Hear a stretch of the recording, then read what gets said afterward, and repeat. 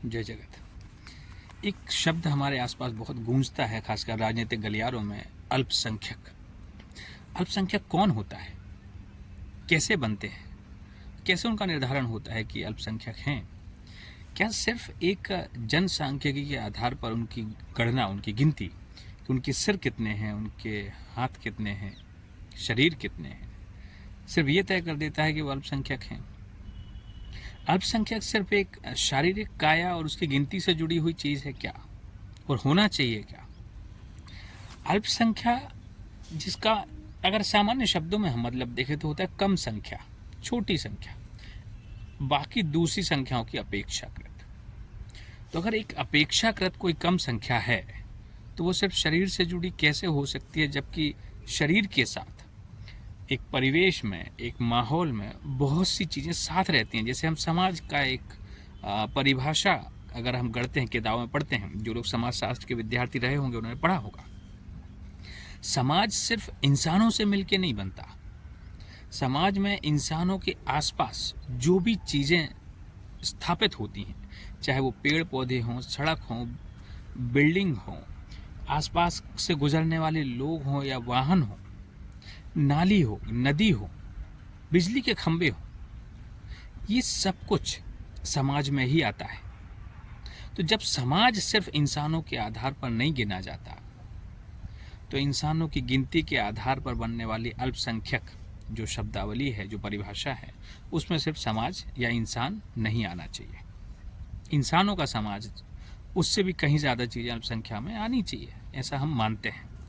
तो जब हम गिनती की बात करते हैं तो गिनती में इंसान से जुड़ी चीज़ें भी आनी चाहिए, उसकी शिक्षा भी आनी चाहिए, स्वास्थ्य भी आना चाहिए, रोजगार की उपलब्धता और समान अवसर उन्नति के वो भी आने चाहिए, समाज में सद्भाव भी आना चाहिए, समाज की चुनौतियां भी आनी चाहिए, शांति भी आनी चाहिए।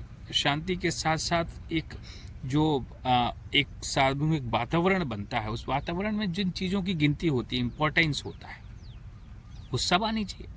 तो अल्पसंख्या या अल्पसंख्यक इंसानों को उनकी जाति, उनके धर्म, उनके समुदाय, उनके वर्ग विशेष पर नहीं गिना जाना चाहिए। और क्यों गिना जाना चाहिए? आज एक व्यक्ति, मान लीजिए एक अल्पसंख्यक, जैसे जैन समाज है या सिख समाज है, बौद्ध है, मुस्लिम है, ईसाई है, इनको भारत में अल्पसंख्यक माना जाता है।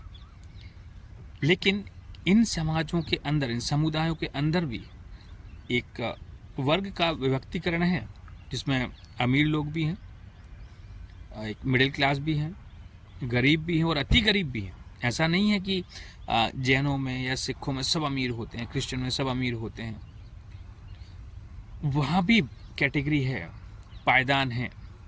तो उन पायदानों के अनुसार जो अल्पसंख्यक जो शब्दावली है, मुझे लगता है, ये मेरा व्यक्तिगत अनुभव है, मेरी व्यक्तिगत सोच है, कि उसमें मानवीय आवश्यकताओं के आधार पर संख्या का निर्धारण होना चाहिए। वो अल्पसंख्यक हैं या बहुसंख्यक हैं, अमीरी गरीबी, साक्षर और निरक्षर होते हैं, फिर समाज में जिनका कोई ज़्यादा उठना बैठना नहीं होता, उनके लिए समाज की परिभाषा अलग होती है, अपनी ज़िंदगी में फंसे रहते हैं।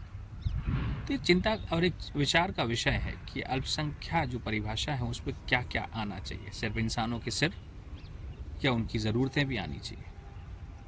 विचार है, करते रहेंगे। जय जगत।